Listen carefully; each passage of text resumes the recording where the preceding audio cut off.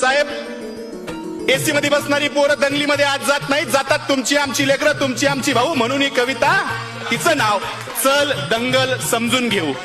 आदेश आले, अफवा आल्या, रंगीबिरंगी झेंडे आले, दगडासोबत धोंडे आले, कळपा कळपानं गेंडे आले, धर्मासाठी कडवे आले, मतांसाठी भडवे आले. दंगल पेटली, घरं पेटले, दंगल पेटली, घरं पेटले, हलक्या मेंदूचे पेटून उठले, गाड्या तुटल्या, काचा फुटल्या, यात माणसांचं मरण झालं, ब्रेकिंग न्यूजला कारण झालं, पत्रकार घटनेच्या खोलात गेले, घटनास्थळीचे जेलात गेले. त्यांना जामीन द्यायला आलं कोण? झेंड्यावाले का धर्मावाले?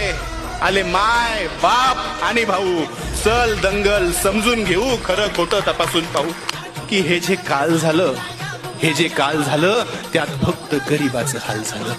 हे जे काल झालं त्यात फक्त गरिबाचं हाल झालं. पोलिसांना हुडकली, त्यात सगळी पोरं अडकली. मग दाखल केस, दाखल शिक्षा, मग कशाची शाळा आणि कशाची परीक्षा. मग पोलीस स्टेशनात गाड्या आला, दंगल पेटवणारा भाड्या आला, त्यांची आपापसात मीटिंग झाली, आतल्या आत सेटिंग झाली, पैशानं कोंडी फुटली, पुढाऱ्यांची पोरं सुटली.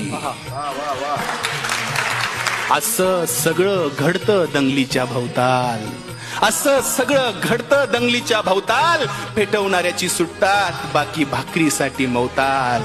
आता जेलात त्यांच्या ढोंगणावर रोज कचून दंडे पडतात. दादा हो, एकदा जाताना साहेबाला विचारा, कोलम कसा असतो, थर्ड डिग्री कसा असतो. आता त्यांच्या ढुंगणावर जेलात रोज कचून दंडे पडतात. पेटवणाऱ्याची सुटली, बाकी सालोसाल सडतात. असं सगळं दंगलीमध्ये होत असतं भाऊ.